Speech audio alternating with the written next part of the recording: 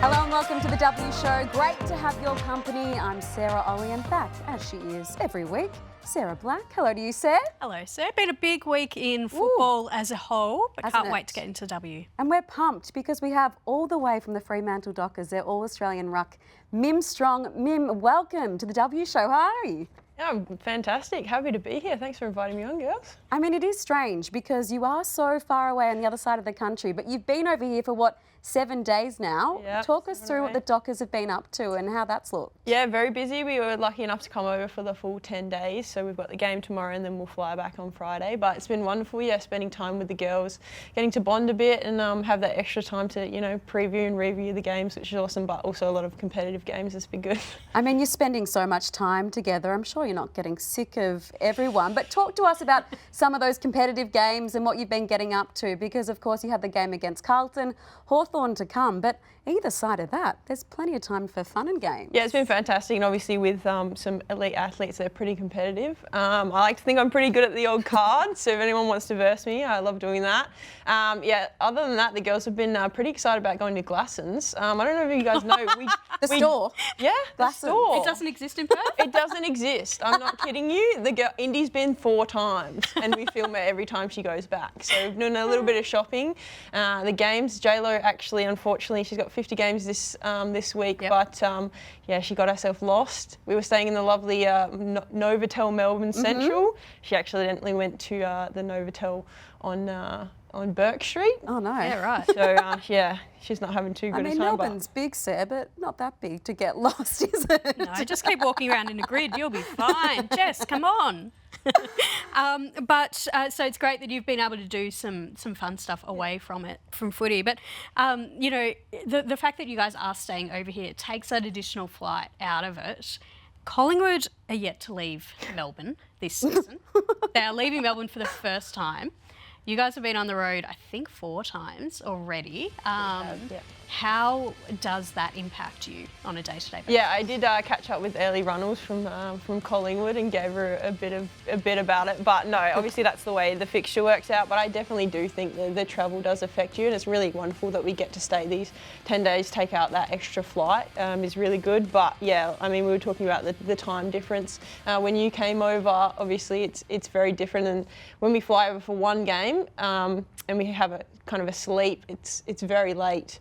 Early for us in WA, and then we get later into the night and kind of have to get up early. So yeah, the sleep factor definitely is probably a big thing. And then flying out after games also, you want to get home to your own bed, but also the impact of that, we get in very late. I think one of the games we were getting in at 1 a.m, so you don't get to bed till about 2 and you're still buzzing. So it is, it's difficult, the travel. And you do get to live in lovely sunny Perth with beautiful beaches. Sunny Perth. Unfortunately, though, a lot of the action, the external AFLW action, let's call it, so media opportunities and the like, happen on the East Coast. Do you feel that disconnect a little bit sometimes to the wider AFLW community? Yeah, sometimes we do joke that we're a bit forgotten in Perth, but obviously it is very hard. Obviously, a lot of media and opportunities are in Vic. Obviously, coming here to do this is wonderful while we're here, and I know you guys have had a few for you on. It's just taking the opportunities when you can, getting around what we can when we're over here, and hopefully we can get more stuff going in WA. I mean, we've got Emma O'Driscoll, who's just a gun with the media stuff, so it'd be awesome to get more over there. But like I said, we've got to take the opportunities while we're here. Now, Mim, you're from a big family, and you mentioned your sister Indy before, who you get to play alongside, which I imagine is so cool, playing with your younger sister every week. But talk us through the 5 of you in the family. I mean, there you are, just giving the jumper over to Indy in a beautiful moment. But you're one of 5, and quite a few of those siblings have a football connection. Talk us through it. Yeah, absolutely. It's been awesome. Yeah, we had a training there, and I asked Indy if she remembered the last time we were here, and she was over the fence. So it was pretty cool to be playing with her. I was a bit worried at first if she got in a fight, would I feel different and have to go over and defend her? But once we're out on the field, I think she becomes another teammate, and I would do anything for my teammates. But yeah, we are living, eating and breathing together, everything, and now we're, you know, travelling together, but it is awesome to share that, you know, inner circle with your team, with your sister. And then we have Zach, who's the ruck coach. He's the eldest boy. Unfortunately, he can come over, but he's always on the phone giving us advice. He's not short of advice, I tell you that. And then my brothers actually play for South Fremantle, and they just won the Waffle Premiership over there, which is awesome for my family to go watch. And then the older sister that we joke doesn't exist, but she's trying to get involved, Lucy.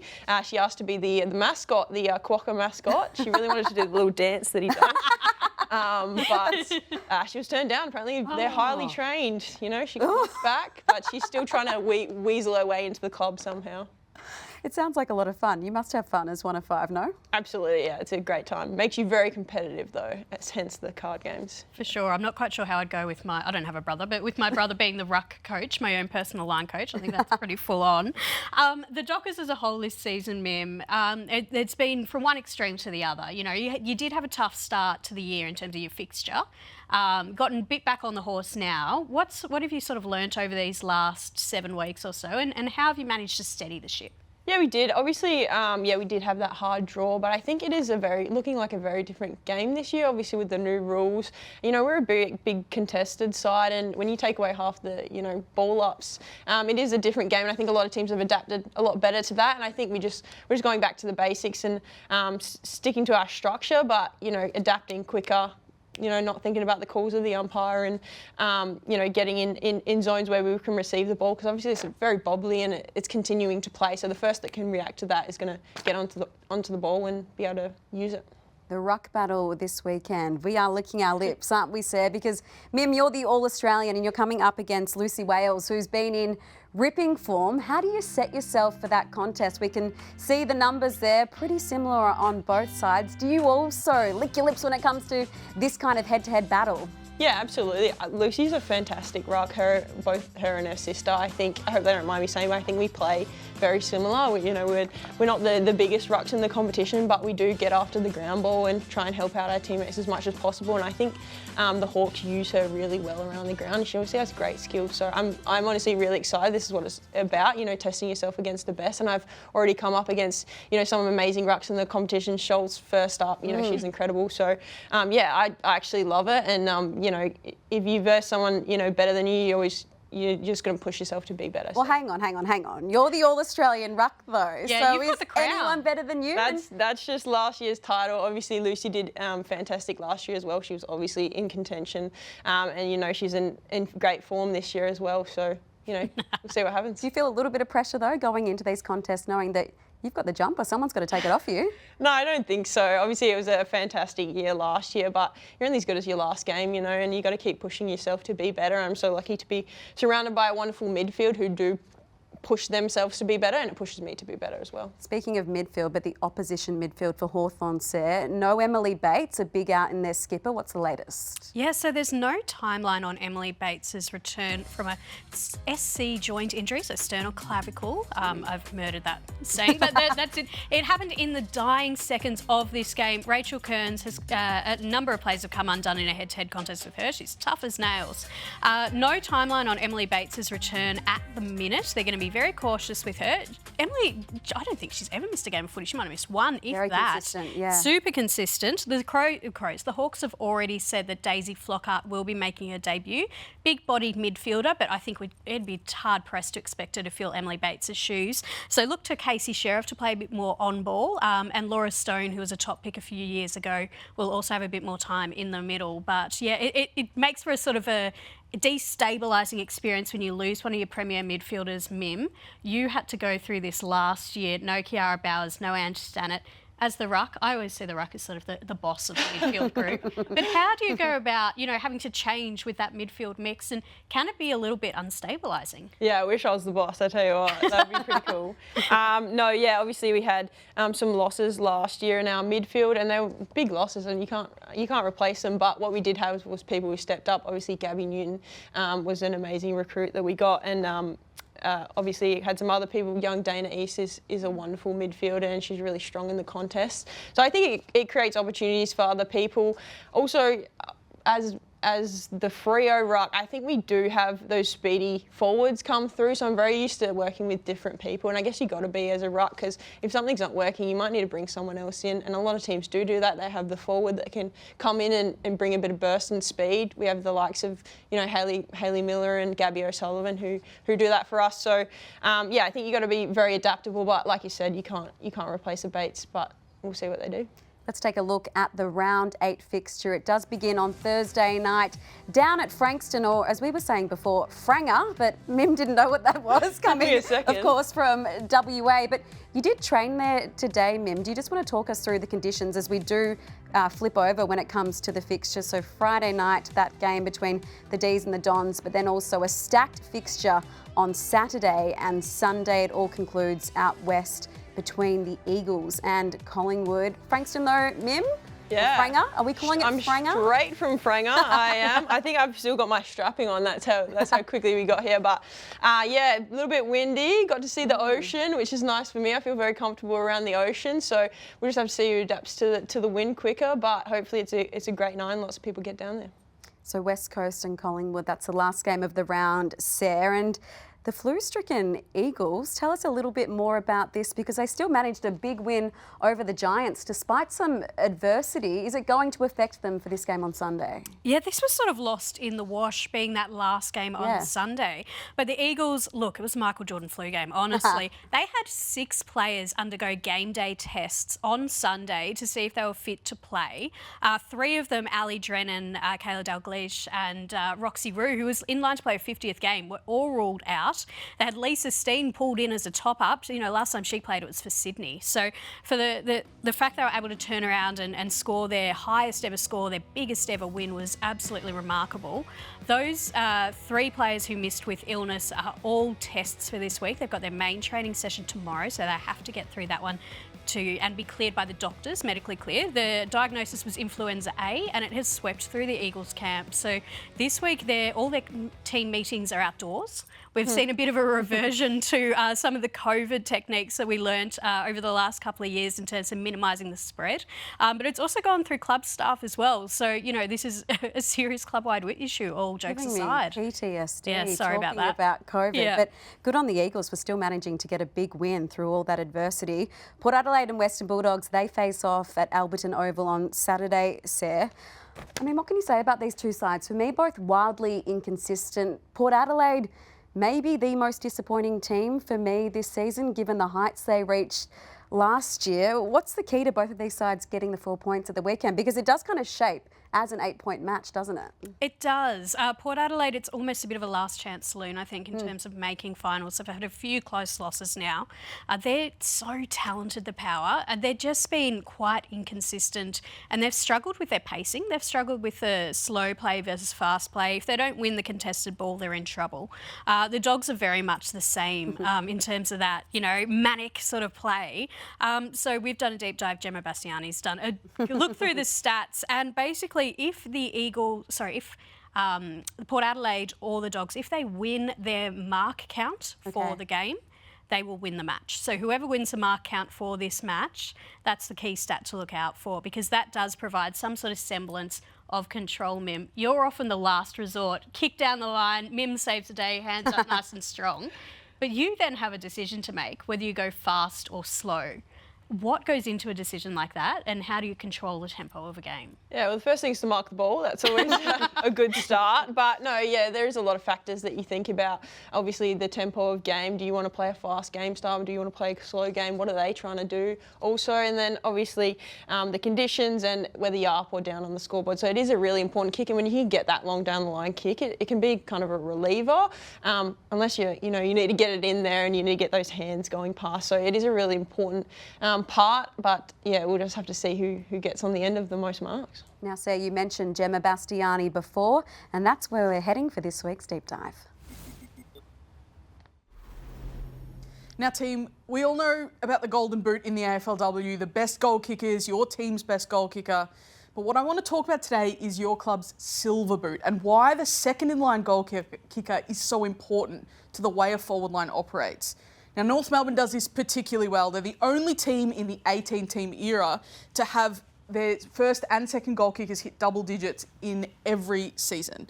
And this year they've already done it through Blaheen Bogue, first season of hers, and Jasmine Garner. The way that they combine is so important, but it just makes it so hard to defend. And what we don't see on here is the player in third that's usually hit double digits as well. The reason it actually is so good as well is the way that they actually work together. They're not working as individuals, they're working as a line. So I can guarantee that Blaheen Bogue has a number of goals that have been set up by Jasmine Garner and vice versa, as well as a couple of other forwards in that line. And we saw a couple of years ago when Kate Hoare and Eden Zanker were the equal leading goal kickers, both from the same team in the comp back in 2023. So finding that chemistry with the 1 and 2 punch in the forward line makes forward line so much more dangerous than if you've got one player who can kick 20 goals and the next two can only kick 5 or 6. Now, I think that might be a bit of an issue that's emerging for the Swans this year, unfortunately, as we look at their top goal kickers this year. Chloe Molloy, we know she kicked 7 of those in one game, so we do have to have that caveat, but she's kicked 17, the next most is with just 7. So finding that second forward who can reliably hit the scoreboard has been a bit of a challenge for them. Beck Privatelli's been in and out of the team. Amelia Martin is fighting for that spot. Holly Cooper as a small forward has been very good, but a little bit patchy at times. So I think for the Swans, having that second forward that can be a foil to what Chloe Molloy's doing in the forward line, I think will actually take them up a notch. But coming up against North Melbourne this week, it's particularly difficult when they've got so many weapons in front of the ball. So we'll see what happens, team, whether the Swans can find multiple avenues to goal and see if they can actually beat the juggernaut that is North Melbourne. Going to be tough, isn't it? Thanks to Gemma Bastiani there, Sarah. This is as tough as it gets coming up against North down in Tassie, which is a fortress for them as well. But they're coming off 3 consecutive losses. And the question is it Chloe or bust when it comes to this side? The Swans were flying at Weren't 4 they? and zip, and now 4 and 3, serious chance to go 4 and 4. I think they need to make a decision around Beck Privatelli or Amelia Martin. Choose one, back them in, because both girls have been struggling as that second foil to get on the scoreboard. Another player I'll be watching is Montana Ham. I think, she does play through the midfield, but she rests forward, and she's a key forward size. So I'd love to see her get her hands up nice and high and get on the end of a few. And a player I'm looking forward to watching on Friday night is Kate Hoare. The D's skipper, remarkably now, is just 5 goals away from kicking the 100 career AFLW goals. She'll become the first player to do that if she does boot 5 against Essendon. And Mim, I imagine it's a player that you love watching too. Oh, absolutely. Yeah, she's incredible. Obviously, yeah, she's a great goal kick as well. Someone that's a big body, can go through the mid, can be a key forward as well. She does it all, and even wonderful person as well. I know the club really value her, and to the competition, she's just been incredible at leading the way.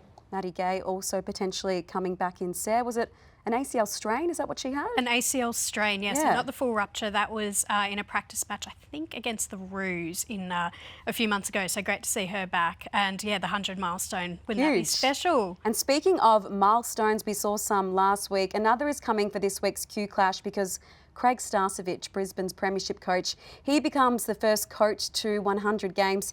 He caught up with our very own Gemma Bastiani. They spoke about some of the adversity that he's had to overcome with this side. Expansion was right up there, but he also touched on this. Getting the first group in and getting ourselves going and probably showing up to that first game at Casey where we played Melbourne, thinking, they've got a team with Karen Paxman and Daisy Pearce and a few others that are like, had been the household names of women's footy in Victoria, at least. And we're just going to roll into town and be competitive. Stepping into the unknown, I guess, was the tricky thing. And the anxiety around, are we going to be competitive? Are we just going to be making up the numbers, or are we going to be in there and be, one of the teams that people will respect from the get-go?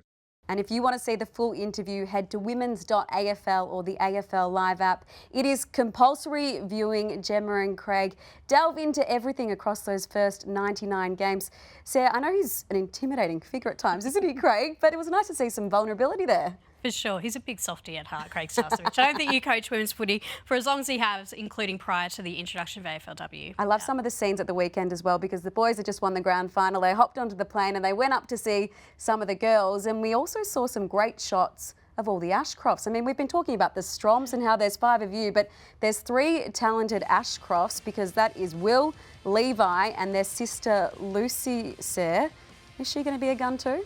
I think she's going to be up there, that's for sure. So Lucy is 16. She's eligible for the 2027 draft as a Brisbane father-daughter signing, which will be super exciting. And she had 26 touches against Vic Country in the under-16s national champs. So another midfielder heading the way of lucky Lions. them. Someone's got to do it, I guess. But Geelong and Carlton is a game I'm certainly looking forward to at the weekend. When it comes to the Cats, Sarah, they haven't been disappointing, but they have been a little bit erratic, and it's the fourth quarters that are getting away from them at times. It's a shame because we just feel like the Cats are one of the most talented sides out there who are not currently in the top 8. We love to see them when they're on their game because they play such a fun brand of footy. Unfortunately, it doesn't seem to be sustainable at all this year. They're really struggling to maintain the heat across all 4 quarters. So there's a significant drop-off when you get to 3-quarter time. They're bleeding goals the other way. They're only averaging 8 points themselves in 4th quarters, and it's something they're seriously going to have to address.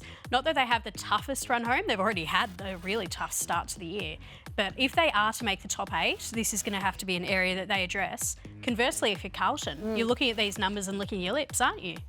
Absolutely, you are. And Mim, you've just come off a game against the Blues. What impressed you about them? Because they've got some young players coming through who are seriously good. Yeah, they got the Chockies against us. They were a really good side on the day, and I think, their young talent is so exciting. And if you want to stop them, you've got to stop their Irish running through the middle because they are quick. And so you mentioned off air before, it's a bit of an Irish off, isn't it, actually? It is a little bit of an Irish off. The Cats, of course, Aisling Maloney up forward, Kate Kenny on the wing. So I can't wait to see her and Dana Finn go head-to-head. And then, of course, Rachel Kearns, the indestructible Rachel Kearns at halfback. Sarah, thank you so much. Mim, you are welcome back anytime you want. So hop on that plane a little bit more and get back to the Eastern Seaboard because you've been a breath of fresh air. Thanks for joining us. Thanks for having me. And thank you for joining us on the W Show. Tickets, well, there are plenty for round 8, so make sure you go and get some, and we'll see you at the W.